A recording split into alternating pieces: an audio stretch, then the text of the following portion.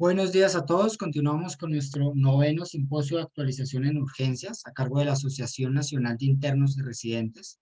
La siguiente charla que traemos para ustedes se titula Trombolíticos, un uso práctico a cargo del doctor Juan Daniel Caicedo Ruiz. Él es residente de tercer año de Medicina Interna de la Universidad Nacional de Colombia y magíster en Fisiología de la Universidad Nacional de Colombia. Doctor Juan Daniel, muchas gracias por compartir su conocimiento con nosotros. Le cedo la palabra. Bueno, un cordial saludo a ti y a todos los que en este momento participan de manera activa en esta charla. Bueno, vamos a entrar en materia con el tema de trombolíticos, un uso práctico.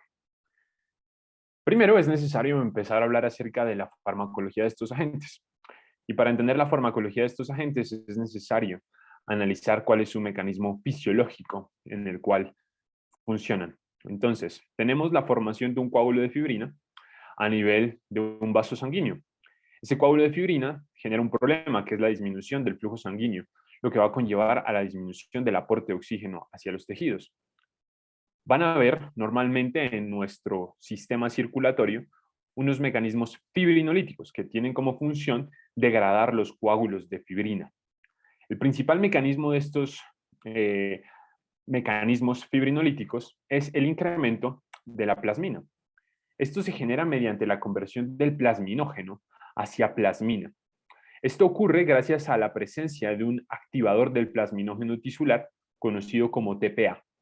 Este elemento es una enzima que actúa como una serin-proteasa que va a convertir el plasminógeno hacia plasmina y la plasmina termina degradando el coágulo de fibrina, lo cual restituye nuevamente el flujo sanguíneo hacia los tejidos. Van a ver siempre unos mecanismos antifibrinolíticos. Dentro de estos se destacan principalmente la alfa-antiplasmina, cuya acción es atrapar a la plasmina e impedir que ésta actúe. Y va a haber uno muy importante que es el inhibidor del activador del plasminógeno, también llamado como PAI, que lo que va a hacer inhibir la enzima TPA y va a impedir la conversión de plasminógeno hacia plasmina y con esto pues se produce una antifibrinolisis. Normalmente en nuestro sistema circulatorio estos dos mecanismos van a estar constantemente opuestos y se va a mantener, por decirlo de alguna manera, una homeostasis. Cuando hablamos de los medicamentos fibrinolíticos, pues van a tener los mismos mecanismos que ya hablábamos previamente en condiciones fisiológicas. Esto va a conllevar al incremento de plasmina. Tenemos entonces unos activadores del plasminógeno conocidos como streptocinasa. Este fue el primero de todos, elaborado hace ya más de 80, 90 años. Y la streptokinasa lo que hace es actuar como el activador del plasminógeno tisular. Lo que va a catalizar va a ser la conversión de plasminógenos a plasmina, es decir, actúa como una serin-proteasa. Los problemas de este medicamento es que es un medicamento inmunogénico porque proviene del estreptococo y tiene una actividad sistémica, probablemente porque actúa a nivel de todo el sistema circulatorio. Este medicamento se ha asociado de manera más común a la presencia de sangrados. Tenemos otros activadores del plasminógeno que van a ser llamados como activadores del plasminógeno recombinantes. La alteplase, el reteplase y el tenecteplase son algunos de ellos. ¿Cómo actúan estos medicamentos? Actúan muy parecido a la streptokinasa, facilitando la conversión del plasminógeno hacia plasmina, pero tienen una ventaja y es que hacen una actividad mucho más selectiva sobre el trombo, tienen mayor afinidad que la streptokinasa, se menciona que tienen más de 400 veces la afinidad de la streptokinasa y no son inmunogénicos por el hecho de que no provienen del estreptococo. Dentro de las características farmacológicas de estos medicamentos fibrinolíticos o trombolíticos, tenemos aquí a los recombinantes, que son los que actualmente se usan de manera convencional ya en la práctica clínica. Entonces, miren ustedes cómo todos tienen una especificidad por la fibrina. Quizás el que más tiene especificidad por la fibrina es la tenecteplasa. La vida media de estos medicamentos cambia. Miren cómo el que tiene menor vida media es el alteplase y el que tiene mayor vida media es el tenecteplase. Y eso impacta en la manera en la cual se suministran estos medicamentos. El alteplase siempre se suministrará en un esquema de bolo que después mantiene una infusión y el tenecteplase y el reteplase, todos estos medicamentos se suministran a manera de bolo, siendo el más sencillo de suministrar el tenecteplase. Un único bolo y es suficiente. En cuanto a la resistencia de estos medicamentos al inhibidor del activador de plasminógeno, que es normalmente una molécula antifibrinolítica, sabemos que el tenecteplase es el que tiene mayor resistencia a los mecanismos antifibrinolíticos. Uno podría preguntarse cómo estos medicamentos siguen actuando pese a que su vida media o su vida terminal es bastante corta. Y la explicación de eso es que estos medicamentos continúan su acción debido a la depresión que generan a nivel de lo que van a ser las concentraciones de fibrinógeno. Por lo tanto, pese a que tengan una vida media corta, van a disminuir las concentraciones de fibrinógeno y eso va a disminuir la capacidad con la cual se sintetizan fibrina y con la cual se forman más coágulos.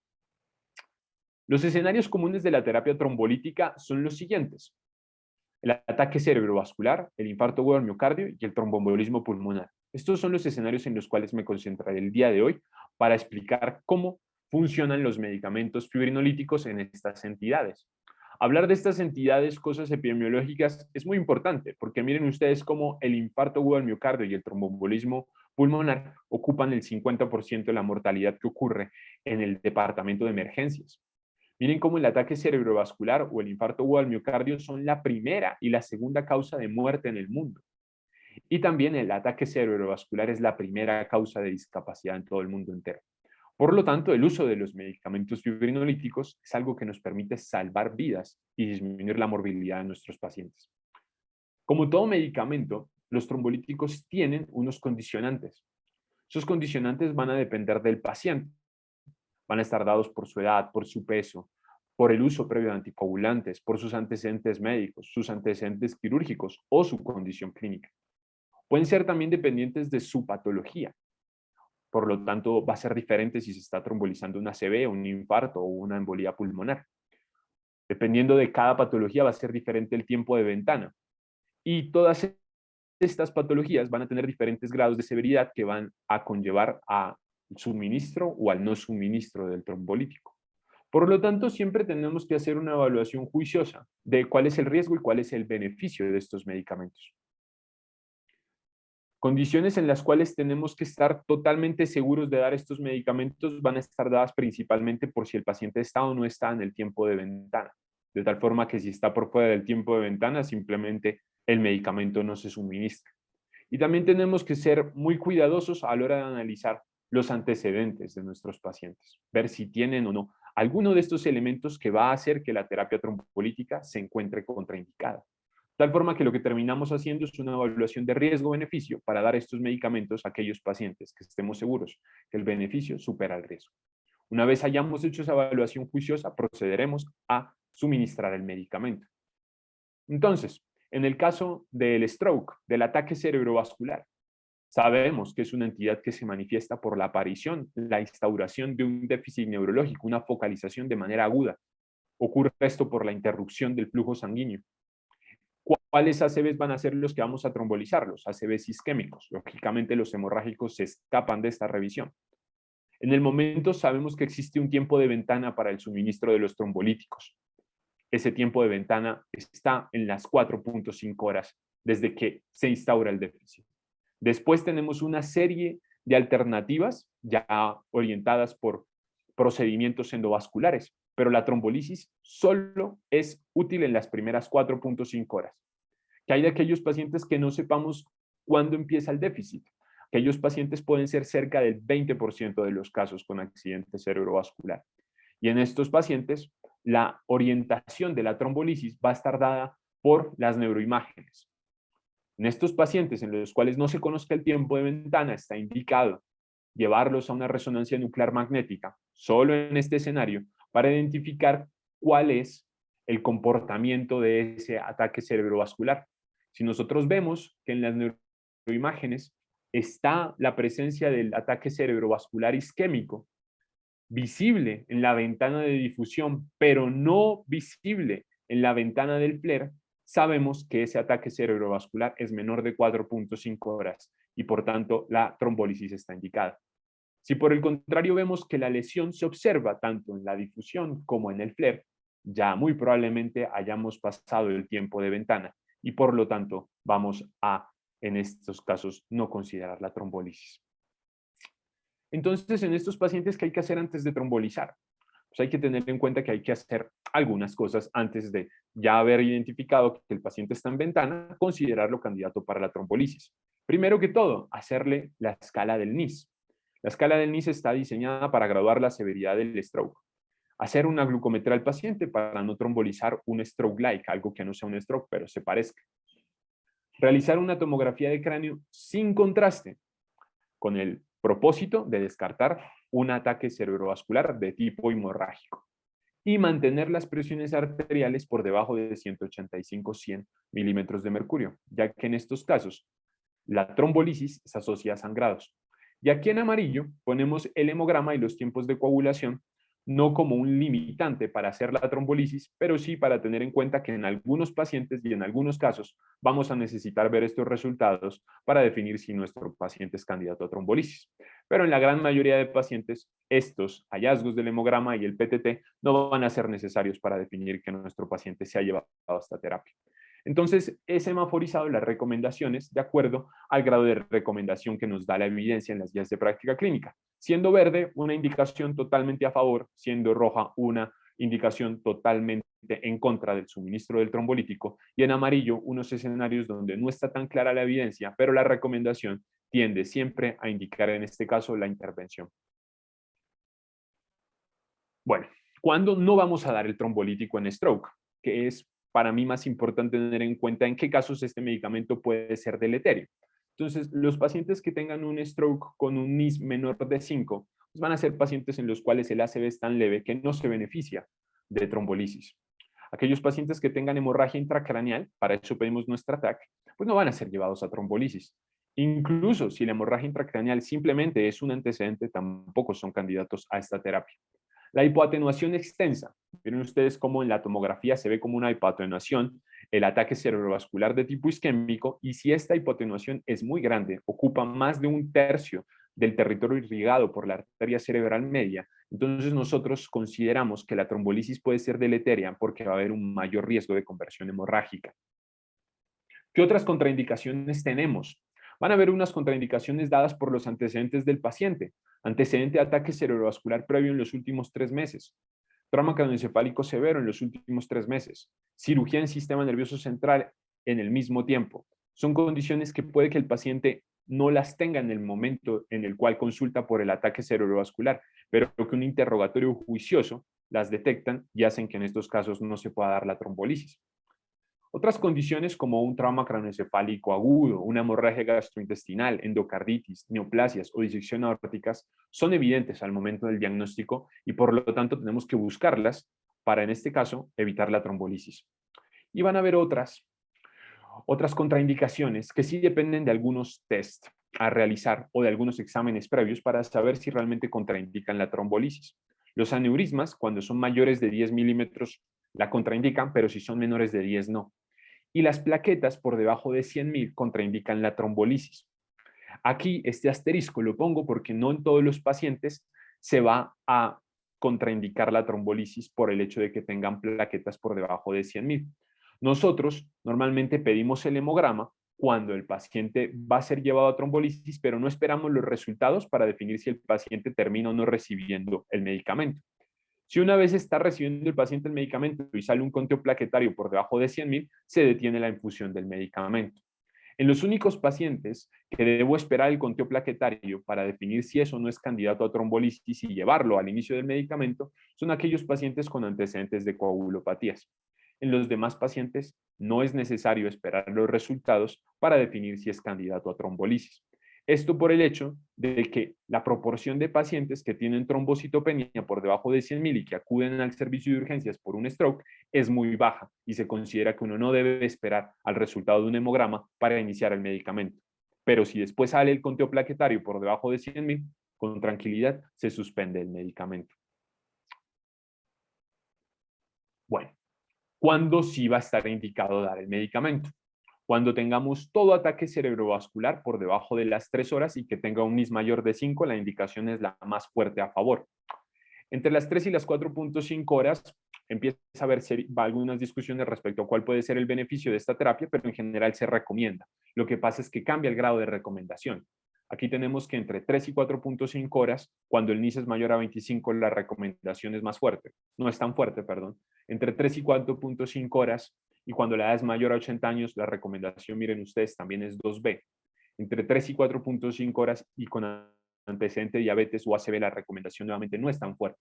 Y aquí muy interesante el tema del paciente que debuta con convulsiones cuando hace un ataque cerebrovascular de tipo isquémico. En estos pacientes la trombolisis está recomendada y no debemos pensar que por el hecho de hacer una convulsión puede estar contraindicada la trombolisis, ya que algunas veces se ha asumido que las convulsiones reflejan un daño cerebrovascular extenso o reflejan una conversión hemorrágica y por lo tanto estos pacientes no deberían ser llevados a trombolisis. Y resulta que no, que la trombolisis, siempre y cuando estemos en el escenario de un ACV isquémico, está recomendada.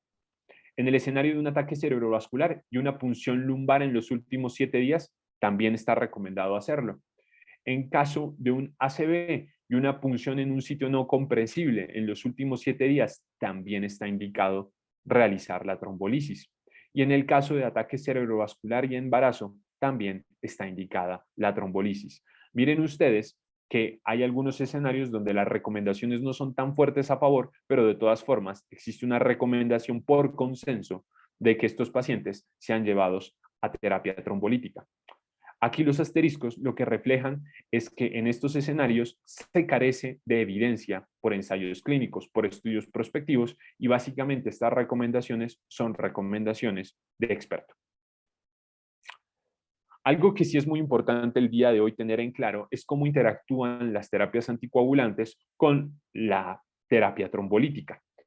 Ya cada vez menos, pero todavía, los pacientes reciben anticoagulantes de tipo oral antagonistas de vitamina K. Y estos pacientes tienen riesgo de hacer trombolisis, tienen riesgo de hacer un stroke. Los vamos a llevar a trombolisis siempre y cuando nosotros antes hayamos solicitado un PT y un INR y estemos seguros de que los resultados de estos tiempos de coagulación estén en unos rangos de seguridad. ¿Y qué se considera como seguridad? Un INR menor a 1.7. Si nuestro paciente tiene un INR menor a 1.7, pese a que esté con consumo de warfarina actual, es candidato a trombolisis. Si es mayor de 1.7 el INR, contraindicada la trombolisis. Y en estos casos, estas pruebas sí se van a solicitar antes de llevar al paciente a la terapia trombolítica. Cada vez más común el uso de anticoagulantes directos. Si el uso de estos medicamentos ocurrió 48 horas antes del ataque cerebrovascular, tenemos que hacer estudios para saber si los podemos dar. Si el consumo ocurrió después de las 48 horas, con tranquilidad se puede hacer la trombolisis. En el caso de que el consumo sea menor de 48 horas, tiempos de coagulación, si el INR es menor a 1.7 y el PTT es menor de 40 segundos, perfecto, se lleva el paciente a trombolisis, de lo contrario está contraindicada. En los pacientes que estén recibiendo heparina no fraccionada y tengan un ataque cerebrovascular, esto probablemente ocurra en el contexto hospitalario, pues estos pacientes lo que uno tiene que solicitarles es un PTT y si el PTT está por debajo de 40 segundos, se procede a iniciar la terapia trombolítica. En el escenario ambulatorio sería mucho más común el paciente que recibe noxaparina como terapia anticoagulante.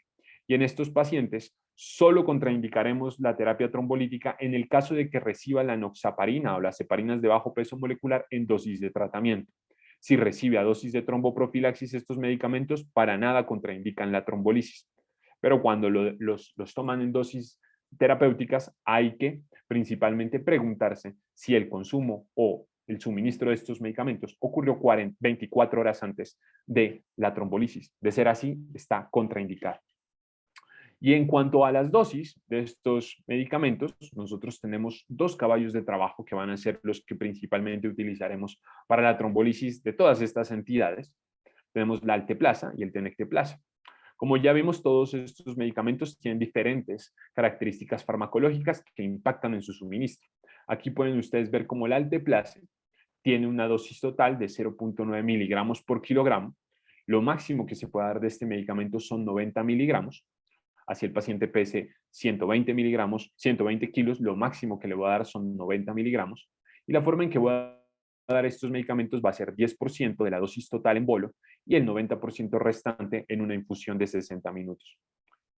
En cuanto a la tenecteplasa, tiene un suministro mucho más sencillo. Lo único que hay que calcular es el peso del paciente y multiplicarlo por 0.25 y esos van a ser los miligramos que le vamos a dar a este paciente, pero en bol. Mucho más sencillo.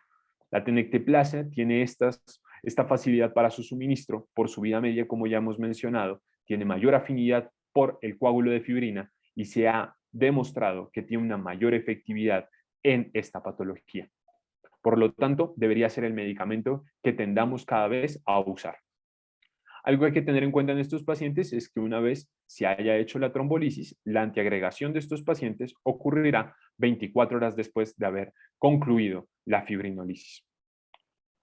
Ahora pasamos a lo que es infarto agudo al miocardio. Hicimos bastante énfasis en stroke porque es para mí la patología más importante para saber cómo se tromboliza. Y el infarto agudo al miocardio va a tomar muchas cosas prestadas de la trombolisis en ACV. Sabemos que la trombolisis en infarto agudo al miocardio solo la vamos a hacer en el caso de infarto agudo al miocardio con elevación del ST, sabiendo que esta también es una patología tiempo dependiente, de tal forma que mientras más temprano la hagamos, mejores desenlaces vamos a tener. Pero, ¿qué es lo que pasa en esta patología? Es que nosotros vamos a hacer la fibrinolisis en estos pacientes siempre y cuando el tiempo en el cual estos pacientes puedan ser trasladados a la realización de un cateterismo sea mayor a 120 minutos.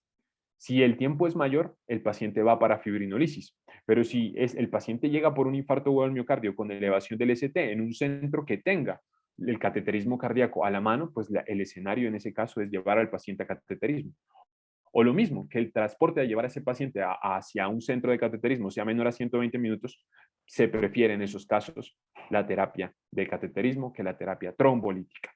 Bueno, por lo tanto, la fibrinolisis no es la primera línea si disponemos de cateterismo.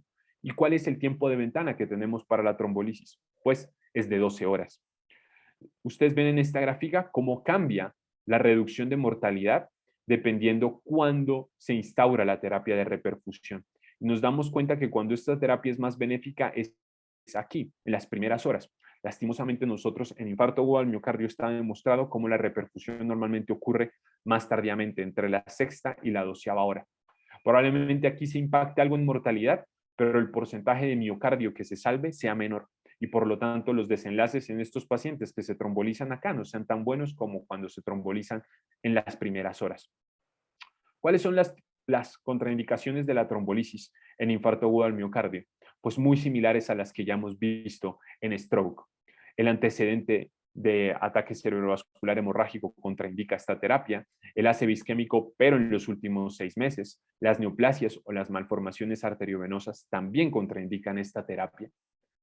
El trauma craneoencefálico, la cirugía mayor, el sangrado gastrointestinal, todas estas entidades si ocurren antes de un mes del infarto agudo al miocardio contraindican esta terapia. La coagulopatía y las disecciones aórticas contraindican la terapia y las punciones en sitios no comprensibles cuando son realizadas antes de 24 horas de la presencia del infarto agudo al miocardio contraindican absolutamente la trombolisis. En cuanto a contraindicaciones relativas, tenemos el AIT menor a 6 meses, tenemos el embarazo o la primera semana posparto, la enfermedad hepática avanzada, la endocarditis infecciosa, la úlcera péptica y la hipertensión refractaria y también nuevamente el uso de anticoagulantes orales cuando estos generen un INR mayor a 1.7 o un PTT mayor a 40 segundos. Todas estas son contraindicaciones relativas. Yo trombolizaré a estos pacientes siempre y cuando yo considere que el beneficio supera el riesgo de trombolizarlos o cuando logre controlar aquellas condiciones que me contraindicaban relativamente la trombolisis. Es decir, pude modular la tensión arterial o pude esperar a que los tiempos de coagulación en un paciente que recibía anticoagulantes estén dentro de rangos para que éste sea llevado a su terapia trombolítica. Y bueno, la trombolisis en infarto agudo al miocardio tiene una recomendación 1A y vamos a utilizar los mismos medicamentos que en stroke. Cambian un poquito las dosis, pero son muy similares. La dosis total de alteplase va a ser de 1 miligramo por kilogramo con un máximo de 100 miligramos y se va a suministrar en estos pasos. El primer paso es dar 15 miligramos en bolo. El segundo paso es 0.5 miligramos por kilogramo en 60 minutos, máximo 35 miligramos en ese segundo paso. El tercer paso son 0.75 miligramos por kilogramo por 30 minutos, máximo 50 miligramos. Los tres pasos suman 100 miligramos. El tenecteplase es mucho más sencillo. Miren ustedes cómo de acuerdo al peso del paciente se le suministra un equivalente de dosis de tenecteplase en miligramos. Solo una dosis en bolo y suficiente. Por lo tanto, igual en infarto agudo al miocardio, probablemente las estrategias de reperfusión tenderán a utilizar la tenecteplasa. ¿Y qué tenemos que tener muy en cuenta de los pacientes con infarto agudo al miocardio cuando ya son trombolizados? Tenemos que tener en cuenta mucho las terapias concomitantes, principalmente las terapias anticoagulantes. No olvidar que cuando los pacientes sean llevados a trombolisis, tienen que recibir, antes de ser llevados a la trombolisis, un anticoagulante de manera endovenosa. En este caso, la enoxaparina se recomienda a 30 miligramos IV y después se continúa al paciente la anticoagulación por vía subcutánea hasta que se ha llevado después de la trombolisis a cateterismo o hasta que transcurra un tiempo de 7 a 8 días. Esto se hace especialmente en pacientes menores de 75 años y si son mayores de 75 años es preferible no dar el bolo endovenoso de enoxaparina y dar una dosis de enoxaparina de 0.75 miligramos por kilogramo de manera subcutánea cada 12 horas con las mismas recomendaciones ya mencionadas. Si no dispongo de enoxaparina, puedo utilizar heparina no fraccionada a las dosis que aquí aparecen descritas. Y lo más importante es, después de que he llevado a estos pacientes a trombolisis, llevarlos a su antiagregación dual. No hay que olvidar esa parte, es muy importante. Y lo que nos tiene que quedar claro es que una vez hemos hecho la fibrinolisis, tenemos que remitir al paciente hacia cateterismo, bien sea porque la trombolisis no fue efectiva y el paciente persistió con dolor y con supradesnivel del ST, o bien sea porque fue efectiva, pero de todas formas está recomendado a estos pacientes llevarlos a cateterismo posterior a la trombolisis. Finalmente vamos a terminar con TEP, que es ya mucho más sencillo, habiendo visto infarto agudo al miocardio y ataque cerebrovascular de tipo isquémico. Lo que tenemos que observar en TEP es que tenemos esta espiral de la muerte que conlleva finalmente en el choque obstructivo. Empieza por la dilatación del ventrículo derecho que ocurre por el incremento de la poscarga. Esto conlleva al incremento de la tensión del ventrículo derecho, el incremento de la demanda de oxígeno, y eso finalmente deriva en que el déficit en el aporte de oxígeno conlleva una disminución en el gasto cardíaco del ventrículo derecho. Esto conlleva la disminución del gasto cardíaco sistémico y por lo tanto el paciente compromete el aporte de oxígeno de todos sus tejidos y entra en choque obstructivo. Por lo tanto, el TEP es una condición en la cual el paciente lentamente progresa hacia un riesgo de muerte muy alto. Solo en estos casos en el que el riesgo de muerte sea muy alto está indicado el trombolítico en el tromboembolismo pulmonar. De lo contrario, está contraindicado. Por lo tanto, vamos a dar trombolisis en el TEP en el caso de que el paciente esté en paro, que el paciente esté en choque obstructivo o que el paciente esté con una hipotensión por más de 15 minutos. Solo en estos casos vamos a trombolizar el TEP. ¿Cuáles son las contraindicaciones que hay que tener en cuenta? Son las mismas que ya mencionamos en infarto agudo al miocardio. Por lo tanto, no me detendré en esto. Las absolutas son las mismas absolutas que ya mencionamos y las relativas son las mismas relativas que ya mencionamos, dentro de las cuales hay que tener en cuenta que podremos trombolizar siempre y cuando logremos balancear el riesgo y el beneficio en favor del beneficio o logremos controlarlas para facilitar la trombolisis, teniendo en cuenta que aquí en el TEP el tiempo de ventana es de 14 días. Por lo tanto, hay tiempo para tomarse las cosas con calma. Y aquí, ¿cuál va a ser el medicamento que vamos a emplear? Va a ser la alteplasa. Dosis máxima de 100 miligramos. Lo podemos dar de dos maneras. En el paciente que esté en mayor deterioro hemodinámico, un primer paso de suministro de 0.6 miligramos por kilogramos en 15 minutos, máximo 50 miligramos, y después un segundo paso de 100 miligramos, el restante de los 100 miligramos, o sea, 50 miligramos, en una hora. Esto lo haremos en los pacientes que estén en paro cardíaco, compromiso más severo. El resto, sencillo, el resto de pacientes, choque o hipotensión por más de 15 minutos, 100 miligramos de alteplase en 2 horas. Y ya, eso es la trombolisis en estos tres escenarios. Hay que tenerlos muy en cuenta porque son los escenarios más comunes y los que mayor mortalidad tienen en todo el servicio de urgencias. Ahora, ¿qué hay que tener en cuenta una vez llevo al paciente a trombolisis? Hay que monitorizarlo y estar atento a la presentación de complicaciones. Por lo tanto, estos pacientes solo se pueden trombolizar en UCI o en sala de reanimación. No se pueden trombolizar en otro lado. ¿Qué vamos a monitorizar? Signos de sangrado en sistema nervioso central, focalización, cefalea, náuseas.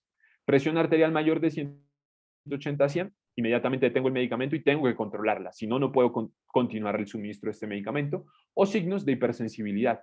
Si se presenta alguna de estas cosas, que ocurre más o menos en un 1% de los pacientes, se debe detener el medicamento de manera inmediata y se debe llevar al paciente a una neuroimagen en el caso de que haya sospecha de un compromiso en sistema nervioso central, tomar niveles de fibrinógeno, ya que esto es lo que va a conllevar a la persistencia del estado anticoagulante y tiempos de coagulación para saber qué tan lejos estamos de llevar a este paciente a la homeostasis. ¿Qué podemos hacer una vez se presentan estos episodios de sangrado en estos pacientes que pueden ser bastante graves? Tenemos que transfundir plasma fresco congelado o crioprecipitado, dependiendo de la disponibilidad de estos elementos, y prefiriendo el crioprecipitado cuando el paciente tenga déficit de fibrinógeno. Hay algunos reportes de casos en los cuales se usa el ácido tranexámico o el ácido aminocaproico como verdaderos antídotos de los fibrinolíticos. Pero lo que tiene que quedar en claro es que se debe tener el medicamento y se debe iniciar una búsqueda de sangrado en sistema nervioso central ante la aparición de cualquiera de estos signos que sugieran compromiso a nivel del neuroeje. Finalmente, quiero dejarlos con estas recomendaciones para que las implementen en su práctica, que es todo lo que ya hemos venido mencionando. Entonces, es vital reconocer las contraindicaciones de los trombolíticos, hacer una checklist, ya que es más importante saber cuándo no darlos que cuándo darlos. En ataque cerebrovascular y en infarto agudo al miocardio, probablemente siempre vamos a depender del tiempo para dar estas terapias. Y en infarto agudo al miocardio siempre debemos de tener en cuenta la disponibilidad de la PCI. En el TEP, la trombolisis está orientada por el riesgo. Y en todas estas condiciones deberemos monitorizar y estar atento a las complicaciones, porque si se presentan, la manera de solucionarlas siempre va a ser con un grupo interdisciplinario. Por lo tanto, en estos casos siempre se deberá pedir ayuda. Eso es todo. Muchas gracias.